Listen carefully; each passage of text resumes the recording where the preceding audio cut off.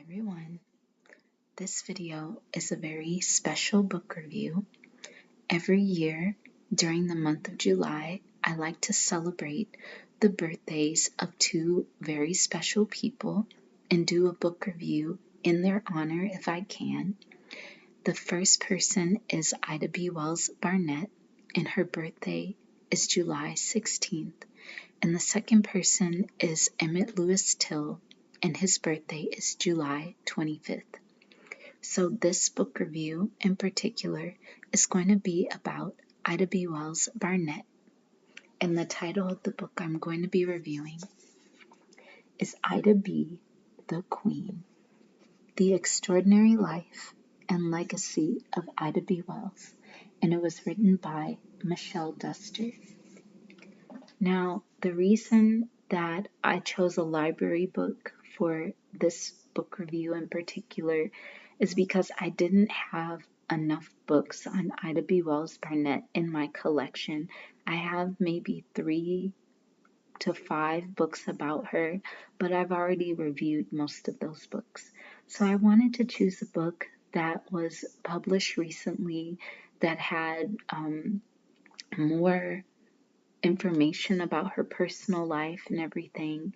And this book I found at the local library, and fortunately, as luck would have it, it was written by her great-granddaughter, Michelle Duster. This book was published in 2021, and it is not only a biography of Ida B. Wells-Barnett, but it also mentions other people whose lives were influenced by her legacy. Now, Ida B. Wells-Barnett, I learned about her as a child, and she's always been somebody that I've admired. She's, of course, somebody I've come across in my readings. I used to do a lot of research as a child on lynchings. I would read anthologies of lynchings, articles about lynchings, and Ida B. Wells' name would show up because she was one of the main advocates to pass an anti-lynching law or anti-lynching bill. So this book is going to give you more insight on who she was as a person and the impact that she had on the generation of her time and the generation of today.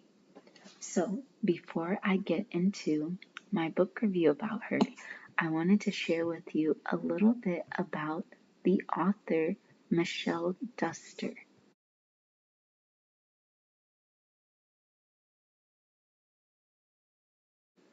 So I'm looking at Michelle's website, About Michelle, and it says, in a career that has spanned over 30 years, author and public historian Michelle Duster has focused on highlighting, celebrating, and documenting the contributions African Americans and women have made to the United States, including her paternal great-grandmother, Ida B. Wells. She started as an advertising copywriter and has worked on articles, books, films, monuments, murals, markers, street names, and festivals. She is a columnist and cultural education editor with Rebellious magazine. Her essays have been included in several anthologies, and her articles have been featured in various publications, including Miss Magazine, Time, Essence, HuffPost, Teen Vogue, Refinery 29, The Hill, Daily Beast, People, Washington Post, The North Star, and Rebellious magazine, where she currently writes a monthly column. She has written, edited, or contributed to over 20 books. Her children's picture book, Ida B. Wells, Voice of Truth, was released in January 2022. I have to read that book. Now that's one book I want to add to my collection. And of course, this book is another one.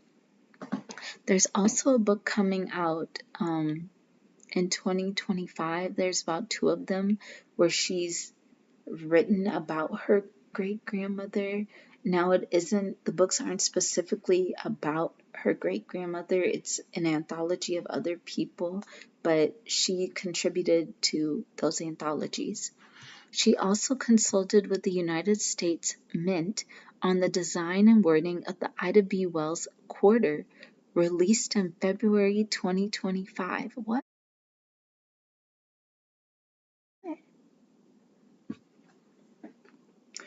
Now I have to get that quarter.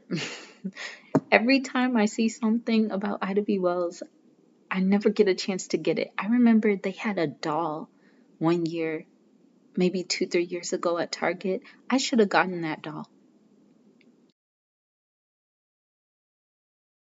I think I have a picture of it, but I should have gotten it, but for some reason I didn't want to spend $30 that day.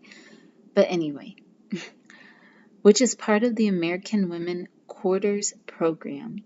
She also consulted on the Ida B. Wells doll. Oh, well, there you go. Released in January 2022, which is part of Mattel's Inspiring Women Barbie Dolls series. She frequently gives presentations and participates in programs in universities, corporations, museums, and other institutions.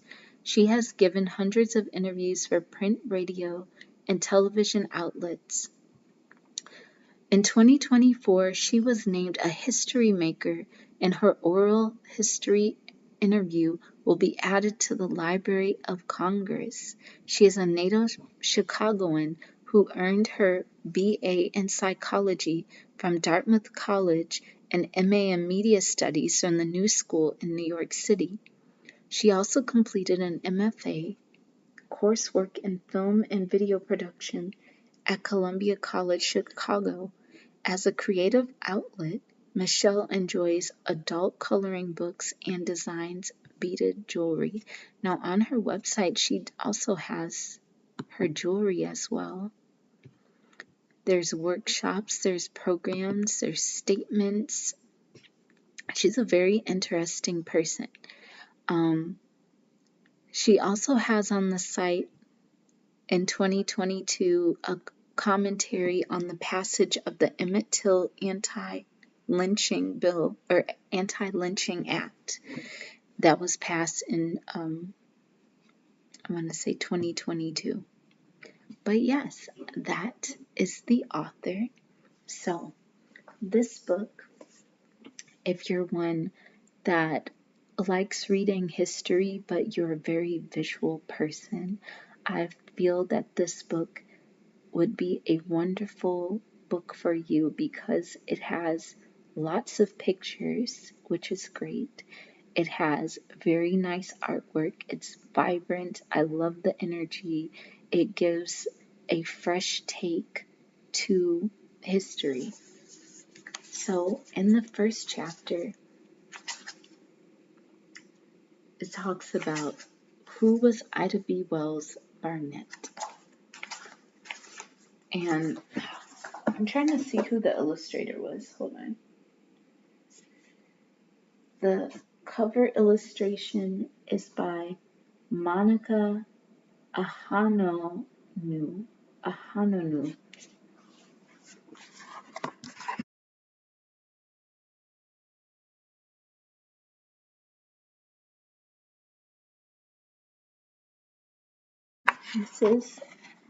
This is the imagery of Ida B. Wells. Each chapter has some type of quote that it begins with, I've noticed. Usually a quote by Ida B. Wells, but it says, "Who was Ida B. Wells?" And the quote by her is, "There must always be a remedy for wrong and injustice if we only know how to find it." And she starts off the chapter not just talking about her life. She actually mentions that an FBI file was opened on Ida B. Wells-Barnett. And they considered her an agitator. The file was open in the late 1910s, and this is what it said. "We have on file quite a few reports from different cities where Ida B. Wells, has addressed meetings of colored people and endeavored to impress upon them that they are a downtrodden race and that now is the time for them to demand and secure their proper position in the world. She is a very effective speaker, and her influence among the colored race is well recognized. I believe she is considered by all of the intelligence officers as one of the most dangerous Negro agitators, and it would seem that her case should be considered very carefully before she is given a passport to the peace conference. Now, because of this file, she was not able to go travel to the peace conference. But I just think that's so interesting because they had a file on her, they had a file on Malcolm X, and I'm sure they had a file on lots of other people. But she was born in 1862 and dedicated her life to exposing the hypocrisy at the core of America's vision of itself. How could the so-called land of the free be somewhere that saw the lynchings of countless black people? How could a country that called itself a world leader be so far behind others in its treatment of women? Now, Ida B. Wells, this is from her book, Southern Horrors, Lynch Law in All Its Phases. Ida B. Wells was an investigative journalist. She was also very vocal about the not only about civil rights, but about the wickedness and hypocrisy of lynching, even when it meant that she herself could become a victim of lynching, which she was not, but she had people that were close to her that were victims of lynchings. She was also one of the few people that documented, that consistently documented about lynching. I know she documented it, the NAACP documented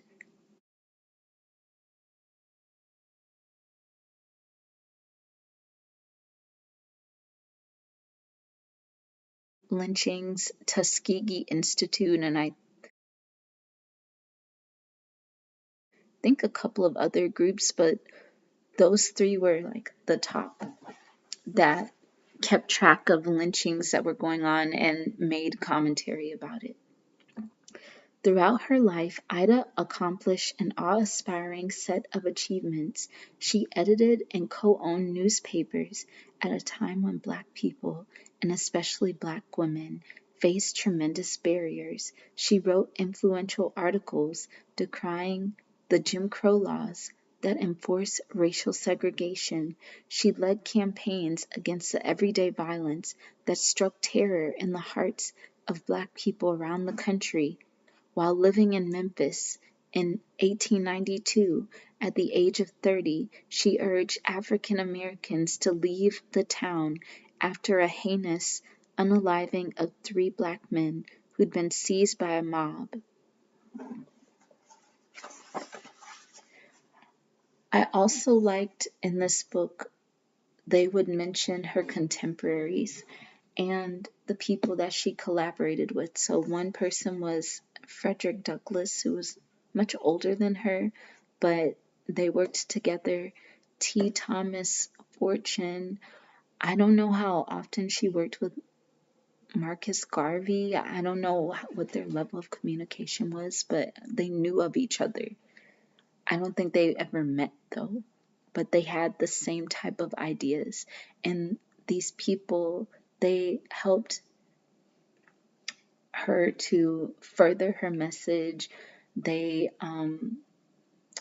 some of them, if they were in a higher position, like got her to the next step of where she needed to be.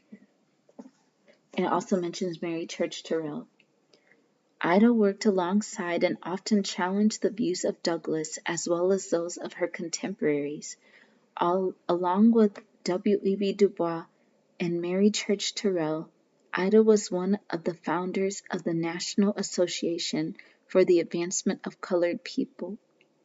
Madam C.J. Walker provided support for the anti-lynching efforts. Ida supported Marcus Garvey with his UNIA, Universal Negro Improvement Association. She also worked closely with William Monroe Trotter and his National Equal Rights. She traveled far and wide across the United States and the United Kingdom, speaking about lynching in her fight for justice. Another thing I love about this book is the illustrations of some of the people that either she worked with or disagreed with. This one, it has Josephine St. Pierre Ruffin, Mary Church Terrell, and Harriet Tubman.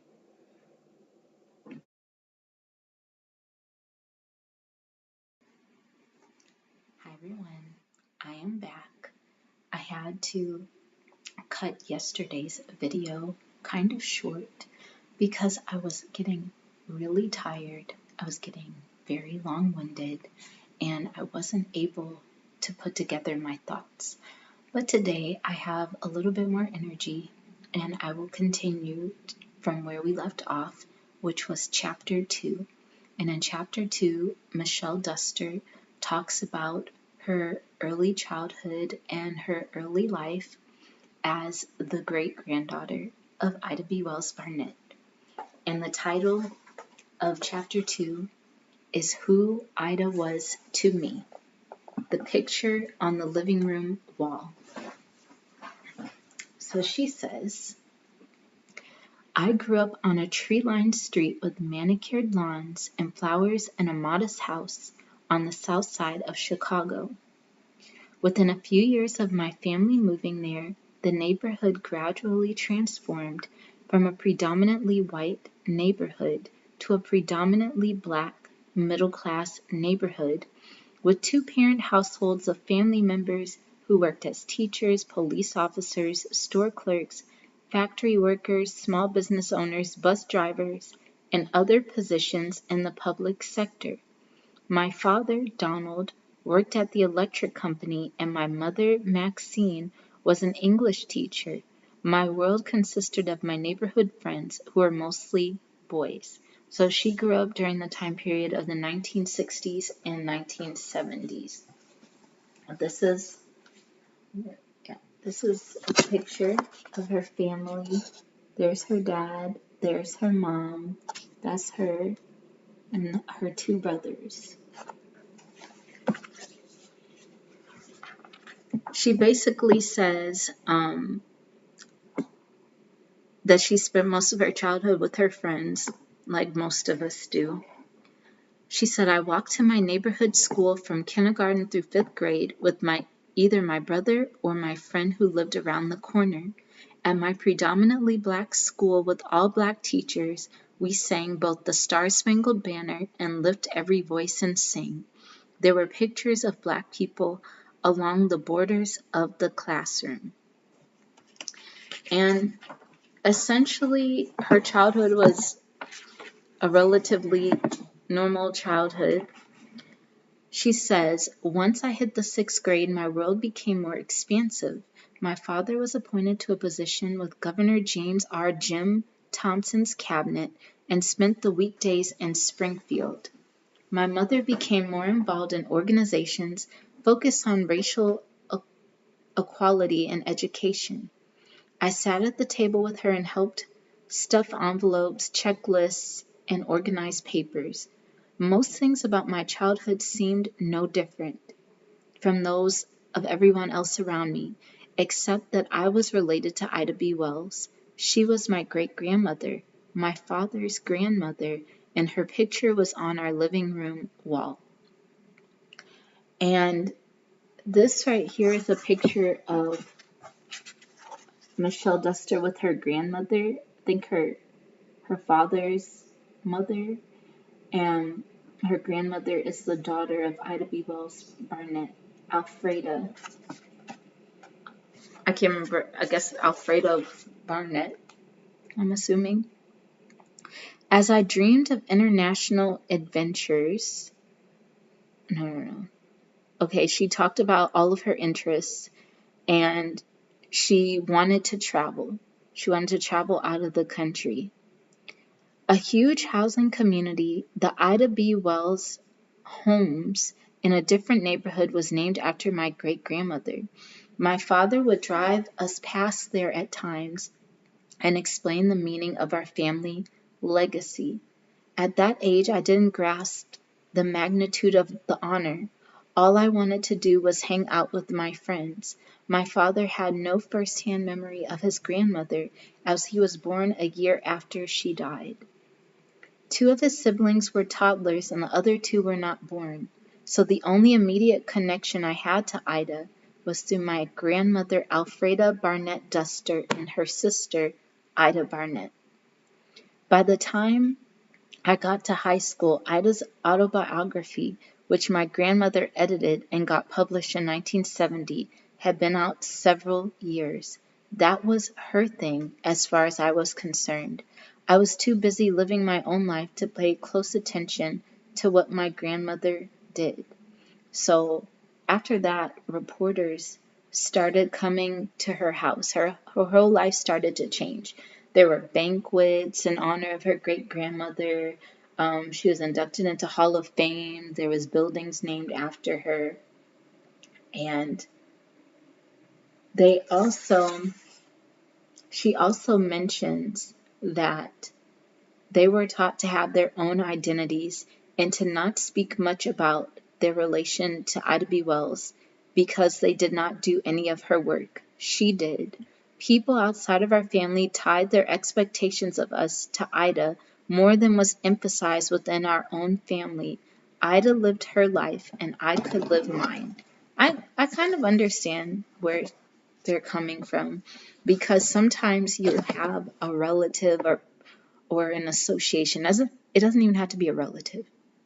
It could just be an association with somebody. Like you could have been friends with them or you could have done a project with them. And people want you to follow in their footsteps, or people want basically a second edition of that person in particular. And sometimes children, especially if a relative or their parents are in a high position or in a certain field, people expect the child to follow in their footsteps.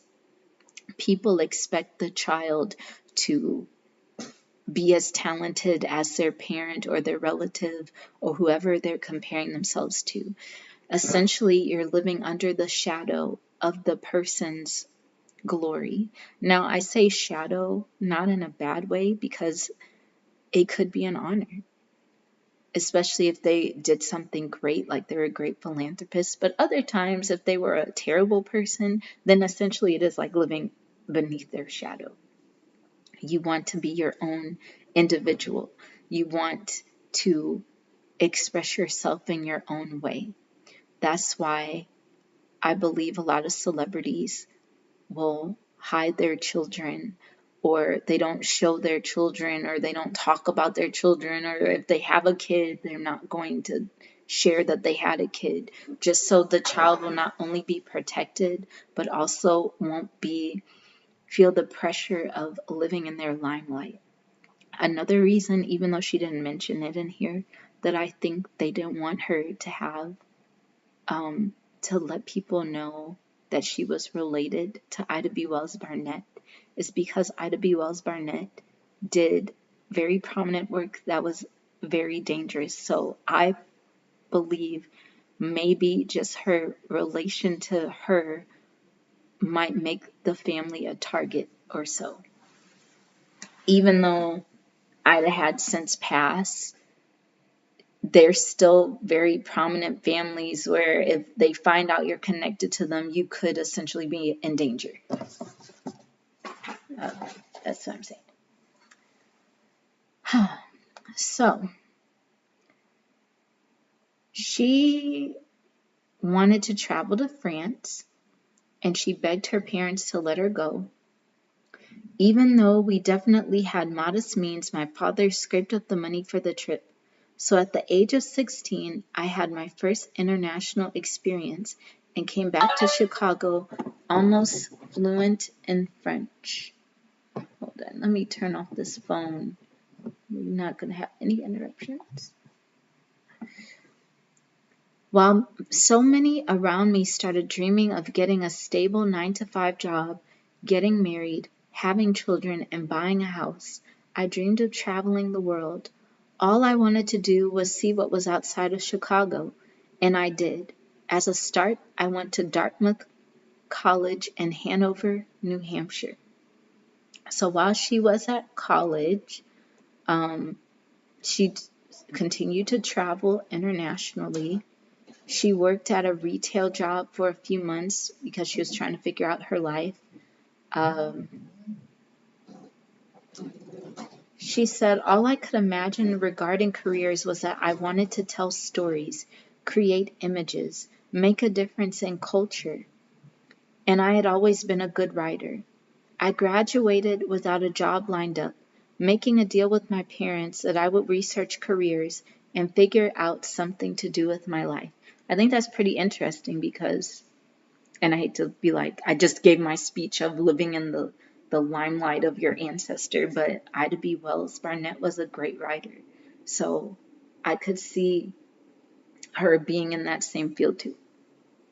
It's just, oh, and this is a picture of her after college. This is a cute picture. It looks very bohemian. I actually thought this picture was recent. I thought this was recent. I didn't know this was in like the 80s, 90s. I didn't. It just reminded me of the hipsters that I went to college with, and that was back in 2008.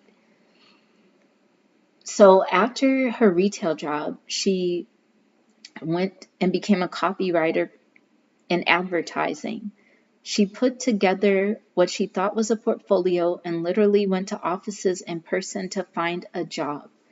Little did I know that this was setting me on the path that would be more closely aligned with that of my great-grandmother than I could imagine. She had endured incredible violence, racial injustice, death threats, and exile. All I wanted to do was be involved in creating more positive images of Black people. That didn't seem radical to me. That makes a lot of sense.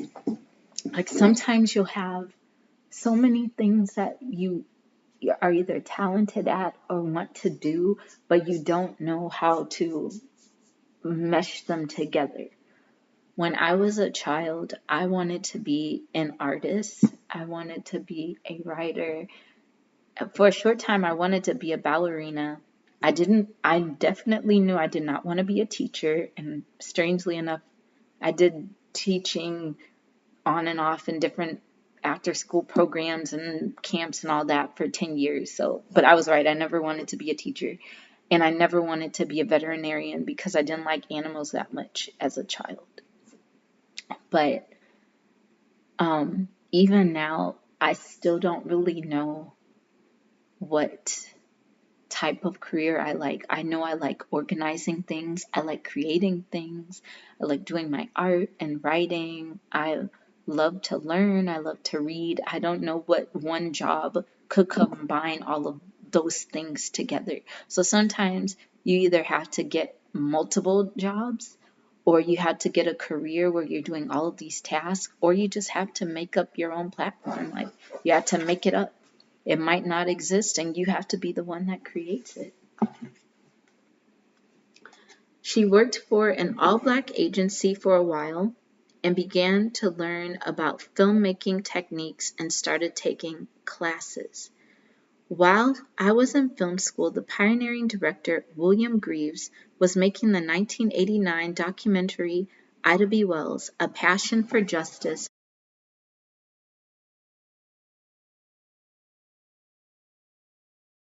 for PBS's American Experience. I joined his small crew in Chicago, then went on to Memphis, and ultimately to New York City to work with him. While working on the film, I visited locations that were specific to Ida's life and met scholars who were experts on her. I learned more from them than I had from my I had from my grandmother, who had passed away while I was in college. I had never bothered to ask her certain questions, and it was too late then. And I think this is really where, personally, I think around this time is when she started not only to come into her own, but unknowingly walk in her great-grandmother's footsteps. It's sometimes when something is meant for you, it just fits like a glove. You don't have to try. You don't have to force it. It just flows. That's why you'll have people in certain careers, let's say they're a dancer, and it's almost as if they were born to dance, or you have a person that's a singer and it's like as if they were born to sing. So she was basically born to do this. She had the passion that her great grandmother had, not only to preserve the heritage of Black people, but to inspire them as well. An unlikely connection. By my mid-30s, I had endured something many single women do: 10 whole years of being questioned about why I wasn't married. Frustrated, I began to wonder if I was somehow more like my great-grandmother than I'd realized, and became more curious about her life. After all, she was 33 when she got married in 1895. She had 4 children and was 42 years old when her last child, my grandmother, was born. I was intrigued by how she clearly lived her life on her own terms in ways that were unusual compared to the women who were her contemporaries. When I read her diary to learn her inner thoughts, I realized that in some ways my desire to travel, have adventures, and make an impact on society seemed to be similar to hers.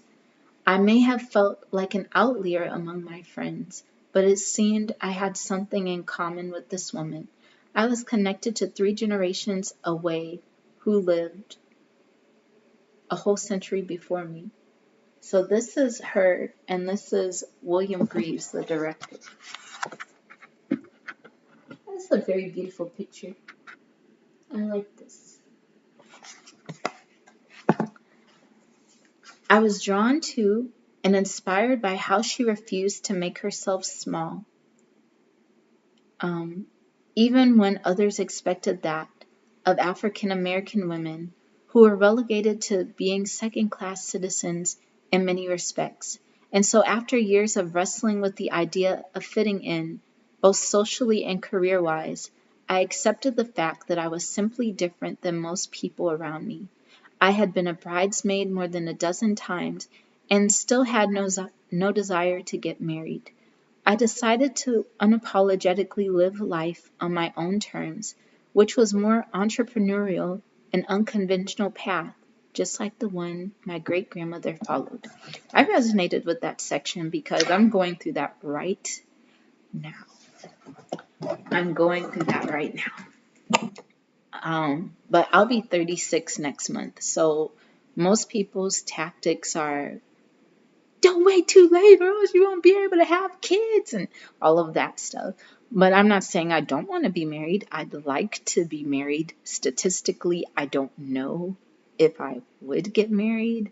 I do want children, and I've spoken to some people about like maybe I should just use a donor, because waiting on these people is like watching paint dry and watching water boil, or watching icicles in Antarctica slowly melt away. That's how long it feels like is doing. But to get out of that feeling, I've been reading a lot of books about women, reading a lot of books about women taking their own path, speaking to women that are older than me who decided to just go into alternative routes and all of that. And at the end of the day, it's my decision. And I've stopped letting people talk in my ear. I've stopped letting people basically doom scroll through my life. Like, I guess like doom scroll, like, don't, it's too late. You're going to be infertile. Oh my God. All of that. Like, okay, I know that. Thank you. Thank you for reminding me.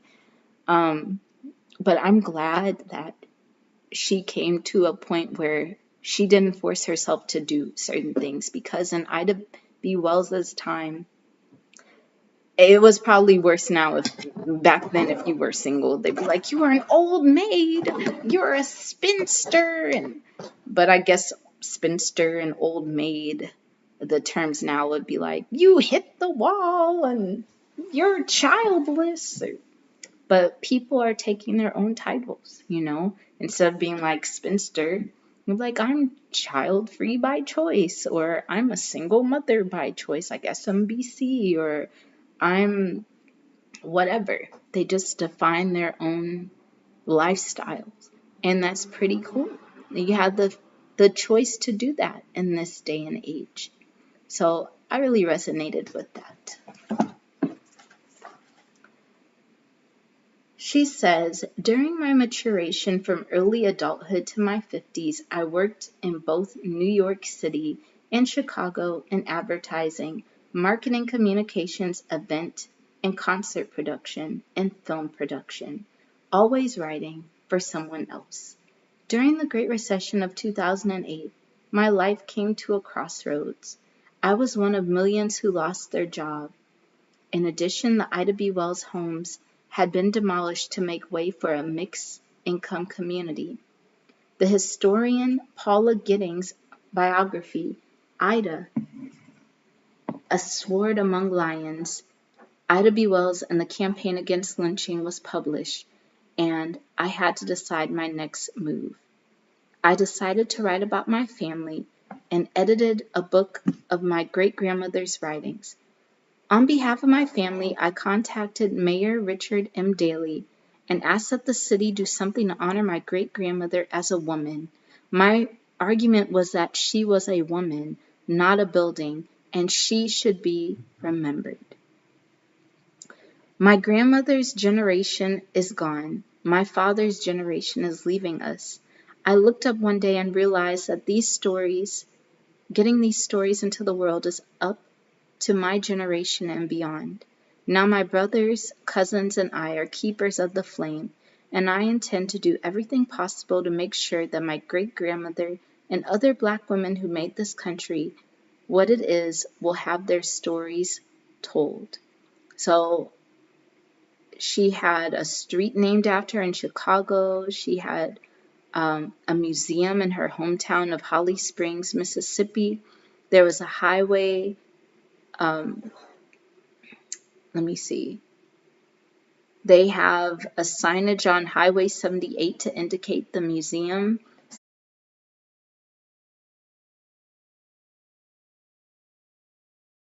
So if you're on the highway going towards Holly Springs, I guess, you'll see the sign to go to the museum. So I really love this chapter. It gave me more insight about the author and her mindset. And you can really tell throughout the book, she celebrates not only Ida B. Wells, but all of the movers and shakers in history that helped to advance Black people and people around the world.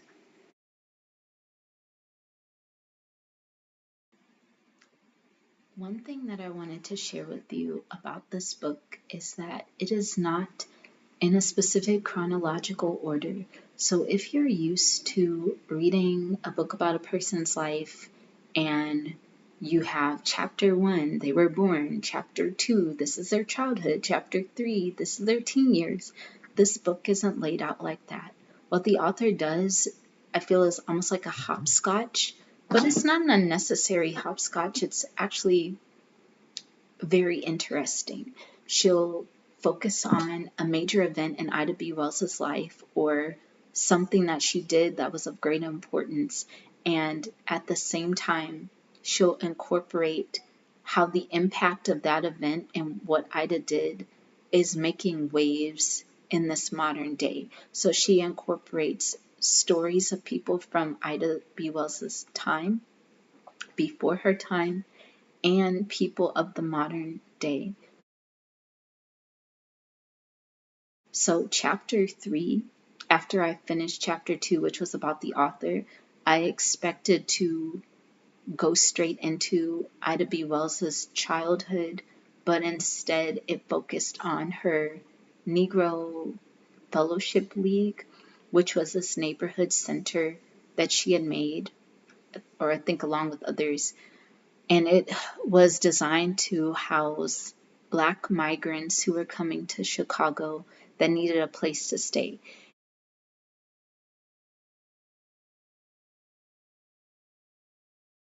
It was a safe space for them where they could rest, where they could get jobs, look for jobs, read about what was going on in their hometown. So that way they wouldn't be out in the streets, where they wouldn't, get involved with some unsavory group of people because they had nowhere to go. It says an average of 45 people per day enjoyed the meeting space. Her husband, who was a lawyer, held many young Black men who were falsely accused of crimes, and as a result, many of them were released. The reading room was open from 9 a.m. to 10 p.m., and Ida and the Bible study students kept it stocked with Chicago papers. She also would get people that were on the lecture circuit to come to the center as well. But after 3 years, when the funds dried up, she decided that she needed to get a job in order to keep the center open, and she became Chicago's first female probation officer. Another thing that I believe she did, I can't remember if I read this right, I think she started the first Black kindergarten in Chicago. This lady was amazing. But she kept the center open for 10 years until 1920. And over 1,000 men had been provided a space to stay. If they hadn't been there, they would have been in the streets. It's another beautiful picture of Ida B. Wells. I don't know if I showed this to you earlier, but we're going to look at her again. Hello. Hello. So beautiful. So in chapter 4, this is another beautiful picture of her. And she's a young lady. Chapter 4 talks about Ida B. Wells' upbringing. She was born July 16th, 1862, and she was the first child of Elizabeth and James Wells. And they had a total of 8 children. She was born in Holly Springs, Mississippi. Now, when she was born, her parents were enslaved. They were enslaved by a man named Spires Bowling. And essentially, besides being enslaved, of course, she essentially had a normal childhood. She watched over her brothers and sisters. She bathed them all. She helped to care for her sister Eugenia, who suffered from a childhood illness. But in 1865, the Civil War ended, and her parents were finally freed from enslavement, which was great. She was about 3 years old, so she wasn't enslaved long enough to have, too much of a recollection of being enslaved. After her parents were freed, they got legally married, and they wanted to send their children to school. Let's see. There was a school built in Holly Springs. Shaw University, Rusk College educated everyone who wanted to learn, from young children to the elderly. Since it had previously been illegal to learn how to read, Ida's parents and most other Black adults were not literate. So when Ida went to school, her mother went with her until she learned to read the Bible.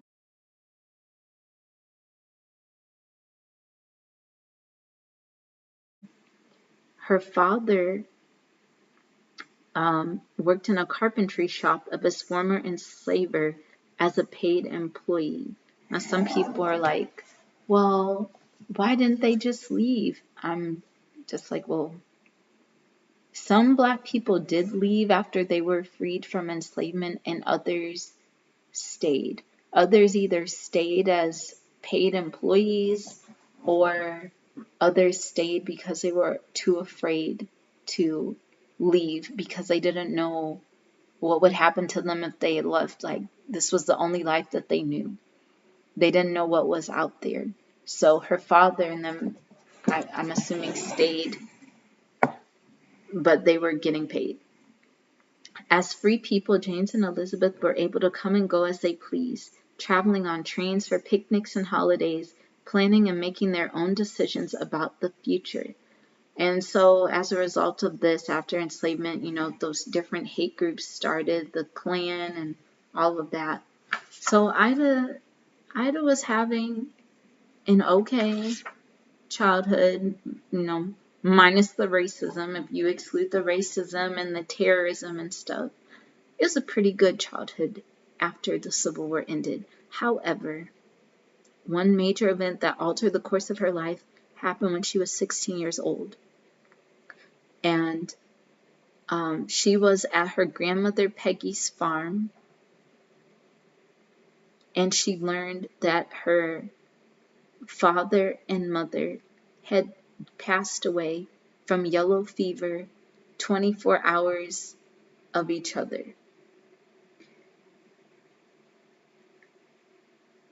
There was no way that both of her parents were gone, leaving 7 children to fend almost for themselves.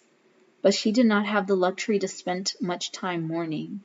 There was so much to do in order to keep her family together. At the age of 16, she had to be the leader of the family. She realized that she must return home to care for her brothers and sisters who might be ill. All she could think of was how awful it must have been for them to watch their parents die. Not only that, they were all alone in the house while it happened. So in the note it says, Jim and Lizzie Wells have both died of the fever. They died within 24 hours of each other. The children are all at home, and the Howard Association has put a woman there to take care of them. Send word to Ida. Ida was determined to get back to Holly Springs, even though it was a dangerous proposition. Train conductors had died. Passenger trains weren't running. Ida was sternly warned that she herself could get sick, but that would not stop her from getting home. Despite protests from everyone, including her grandmother, Ida proclaimed that as the oldest of 7 children, she had to do whatever was necessary to be there for her brothers and sisters. And so she went back there and she took care of her siblings. She didn't fall ill either. She also learned that her youngest brother, Stanley, had died along with her parents. So this really was the end of Ida's childhood, unfortunately. Just imagine you're 16 years old with 7 siblings, and now you're... I don't even... When I was 16, I was playing with dolls, and I had pigtails. I can't imagine getting a job, taking care of 7 children, and my parents have died. That is some strength right there. Even though her father's friends offered to split up the children and take care of them, Ida vowed to keep everyone together. Luckily, James and Elizabeth Wells had been resourceful and frugal. James had purchased a small house and left the children $300. That was enough to support them for several months while Ida prepared for a teacher's test. She lengthened her dresses and pulled her hair into a bun to make herself appear older than 16. After passing the test, she was assigned to a school for Black children 6 miles out in the country. She then took the adult responsibility of being the breadwinner and caretaker. She traveled by mule and back and forth between her job and her home. So she arranged with the students' families to live there during the week and then return home on the weekends. Her grandmother came to help. Her grandmother moved from her farm to help with the children, and I guess that kind of helped. But Ida was teaching all week, spending the entire weekend washing, ironing, cooking, and grading papers. She didn't date, she didn't socialize, she didn't have any hobbies, she only read. But after her grandmother, Peggy, suffered a stroke and moved back to the farm, Ida endured almost 2 more years of her grueling schedule with the help of an old friend, and she was completely worn out. So when she was 18 years old, she finally accepted help from her aunt. I'm wondering if the aunts were just there being like, hey, Ida will help you, or did they just appear at the end? I'm not really sure. Maybe they did offer help and she was afraid they would just split up the family. I don't really know. But this is a rural schoolhouse back in the day. I feel like, what if she was a perfectionist and she she just wanted it done where I don't know. It's it's giving, I am strong-willed, I'm a perfectionist, but don't break up my family. I'm not really sure. But maybe she was afraid to get the help of the other adults because she felt like if she let go of the reins, her siblings would be dispersed in all of these different places. So, wow, that's a really great sacrifice that she made. Um, she ended up going to Memphis and found a teaching position in Woodstock, Tennessee, which was 14 miles from the city. She traveled back and forth on the train. And there was also another incident that happened in her life where she was thrown off of the train and she sued the train company and won, but then they took back her. It was just really messed up. This right here is 400 Years of Progress. This is a timeline. And if you're reading this book and you just want a general synopsis of her life, then I would go to this first because this is the only time you'll get chronological order in this book. It talks about when she got married, when she died, when her children were born, and other events that happened in American history. More art. All these different people. She even went to the president and everything. Oh, people, just reading this book, there were so many people she collaborated with that did her so dirty. They just did her so wrong. The suffragists, the presidents, some of the people that she collaborated with, just, or they wanted her to calm down. Like they felt that she was being too vocal and they didn't want her to speak out about lynchings or women's rights or all of that. Now, see, this is why I should have written notes. She also started the National Association. What did she start? The National Association of Colored Women. She's a co-founder. And Mary Church Terrell was elected as its first president. This is their banner. She also worked with T. Thomas Fortune, who I mentioned earlier. And he says he was a leading black economist of his time and the publisher of the New York Age, America's leading black newspaper of its time. After she left Memphis, she both founded and participated in a variety of organizations, including but not limited to the National Association of Colored Women, the National Association for the Advancement of Colored People, the Ida B. Wells Club, the Universal Negro Improvement Association, the National Equal Rights League, the Negro Fellowship League, and the Alpha Suffrage Club. the Illinois Equal Suffrage Association. She moved to New York City in 1892 and started to work with T. Thomas Fortune on his New York Age newspaper. She also became the inaugural secretary of the National Afro-American Council. The group was formed in 1898 after a spate of violent lynchings and is considered the nation's first nationwide civil rights organizations. It's just so, this book, even though it is small, well, relatively small, there's so much information in here.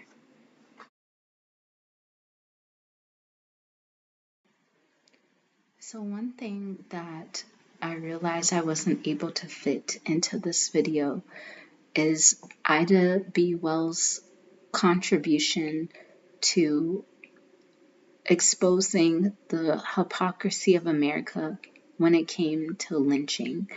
And I just couldn't leave this out of the video because it was a very important part of her life mission to get an anti-lynching bill and to stop the lynchings of innocent people.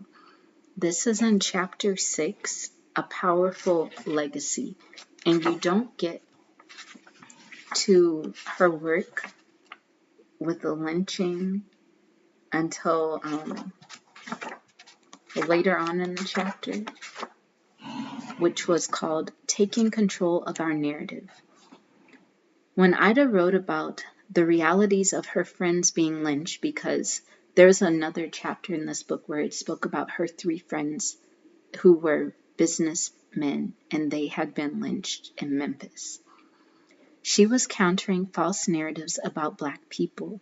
She took control of the narrative and presented the Black perspective to counter propaganda that framed Black people as biologically or sociologically inferior, dangerous, and violent. The prevailing narrative at the time was that Black men were sexual predators who targeted white women and therefore deserved to die in a most brutal way. Other victims of lynching had been framed as dangers to the social order, specifically threatening white people or robbers. Horrific acts against Black people were normalized over time.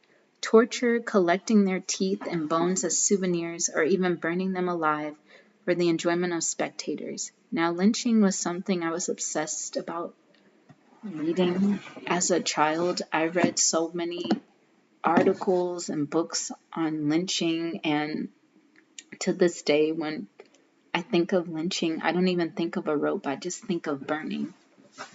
One of the scariest books I've ever read on lynching was 100 Years of Lynching by Ralph Ginsberg. I still haven't been able to finish that book.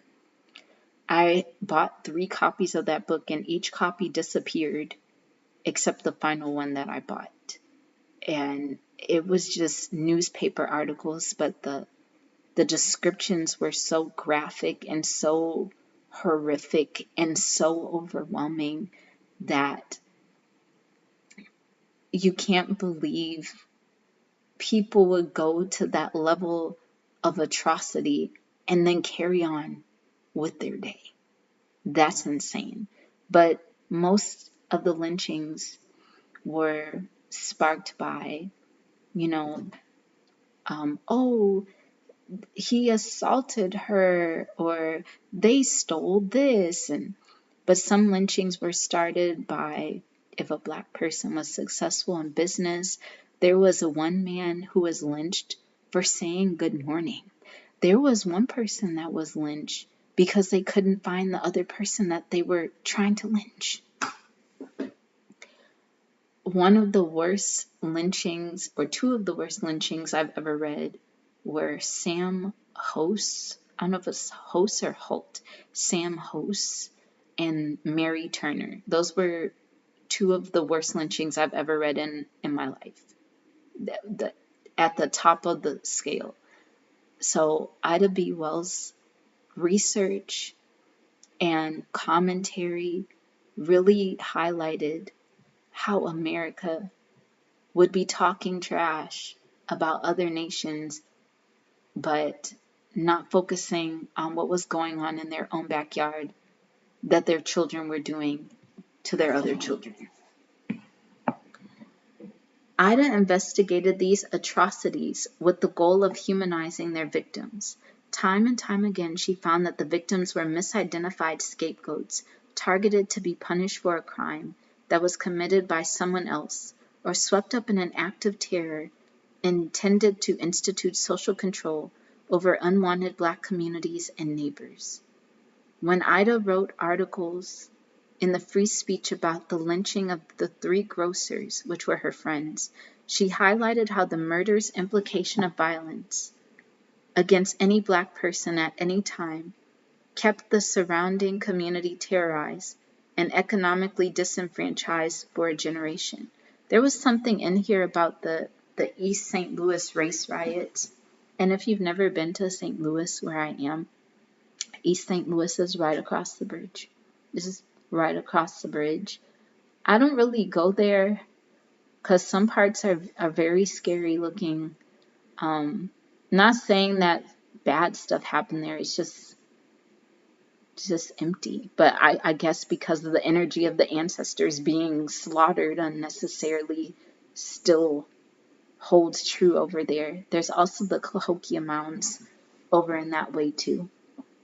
But yes, race, lynchings all over America. And nobody was exempt from Ida B. Wells's criticism. No state, no colleague, nobody. She just put a spotlight on what America was doing to innocent people. Her landmark pamphlets, Southern Horrors, in 1892, and a Red Record in 1895, outlined in great detail individual cases and statistics to convey the vast scale of America's lynching problem. Pioneering what is now called data journalism, Ida collected this information from a wide variety of sources. She scored articles by white correspondents and in white-owned newspapers. Combining those findings with the statistics she was able to pull from sources that she ultimately democratized by putting them in one place. A Red Record, she listed the various crimes committed that resulted in lynching. And this ranges from assault to malpractice to insulting white people, stealing, unknown offense, race prejudice, stock poisoning. And in 1899, the lynch law in Georgia, she wrote, thus to summarize the murders of over a dozen people. The real purpose of these savage demonstrations is to teach the Negro that in the South, he has no rights that the law will enforce. Sam House was burned to teach the Negroes that no matter what a white man does to them, they must not resist. Oh my gosh, I literally just talked about Sam House, and there it is. I'll shade. Man, I wish I had some water. I'm going to pour it at the end. Rest in peace, Sam House. Rest in peace.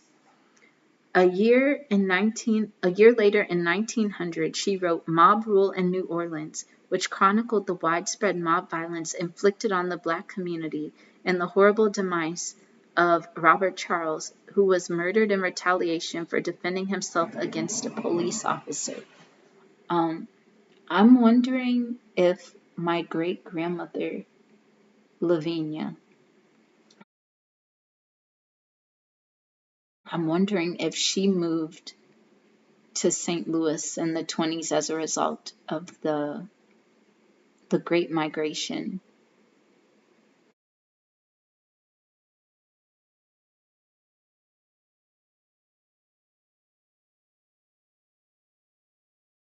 In the Red Summer of 1919. She moved to St. Louis in 1922. And I'm just going to assume it was because of the Great Migration where Black people are moving from the South. They're like, you know what? I'm done with you. I'm going somewhere else. I'm going to go get away from danger. Goodbye. And one of one of Ida's friends, I think one of his last words was, tell my people to go west. There's no justice for them here.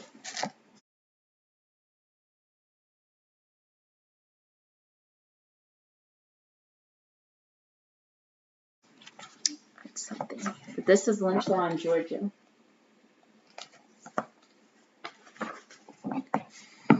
In 1917, she wrote The East St. Louis Massacre, the greatest outrage of the century, a chronicle of the horrific violence against an entire black community.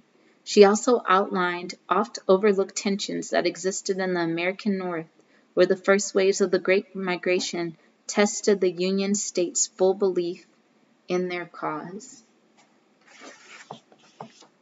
But yeah, I just didn't want to leave without talking about her work. This is a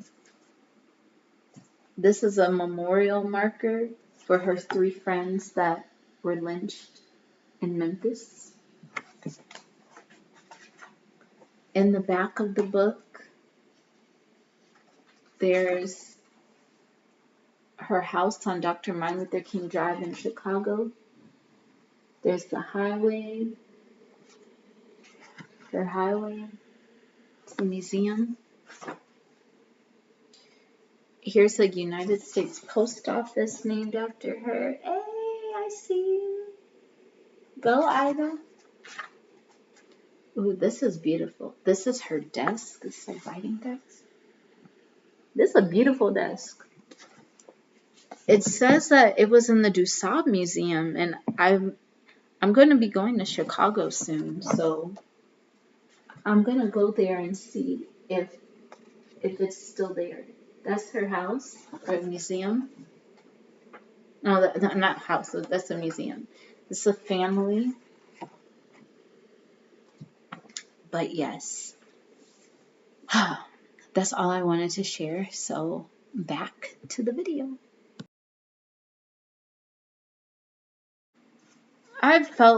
It took me a couple of days to read, but Maxine Waters, Trayvon Martin's mother, and it also had so many pictures in there, which was amazing. This is a photograph of the author's grandmother, Alfreda Duster. I wish I could just go through this book and read you everything, but I cannot. Even the important things. I can't even pick and choose what important things to read to you because Ida B. Wells-Barnett did so many important things that this video would be literally 2 hours long. But if I have to give this book a rating, I would give it 5 fudge buckets.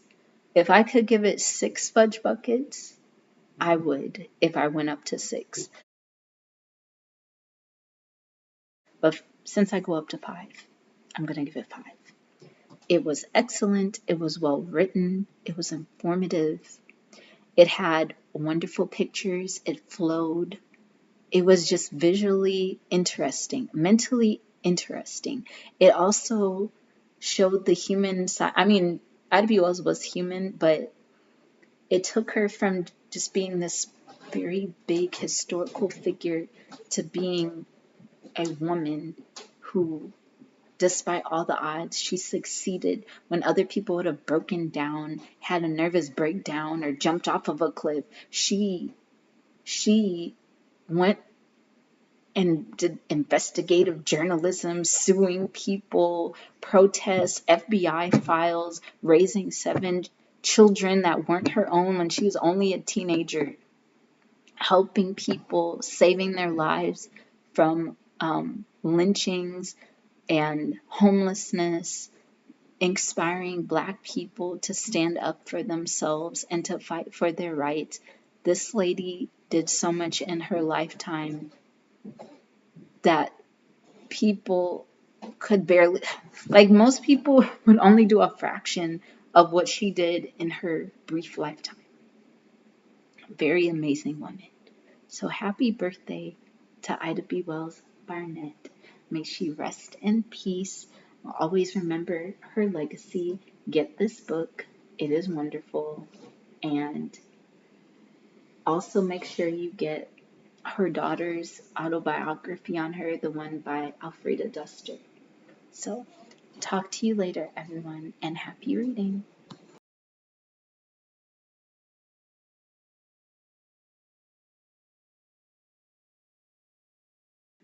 Queen of Our Race, written in 1915 by Bettiola Heloise Forston. Dedicated to Mrs. Ida B. Wells Barnett. Mrs. Ida B. Wells Barnett, our prominent race and club leader, refused to beat Jim Crow'd in the suffragette parade in Washington, D.C.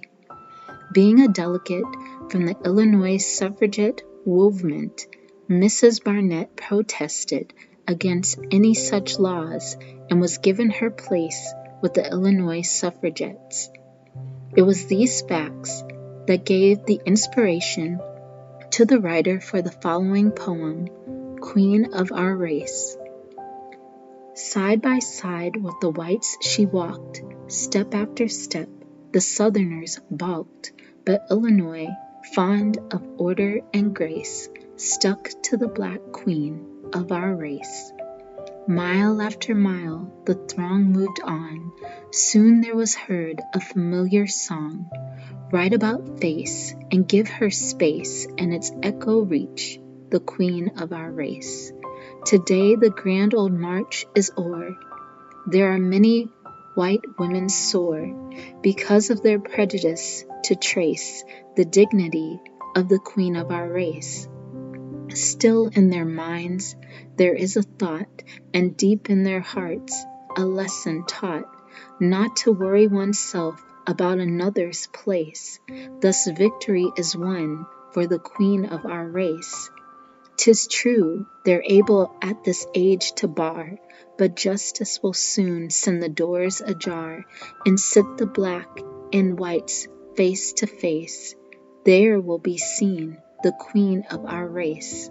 Page after page in history you'll read of one who was ready and able to lead, who set the nation on fire with her pace, and the heroine will be the queen of our race.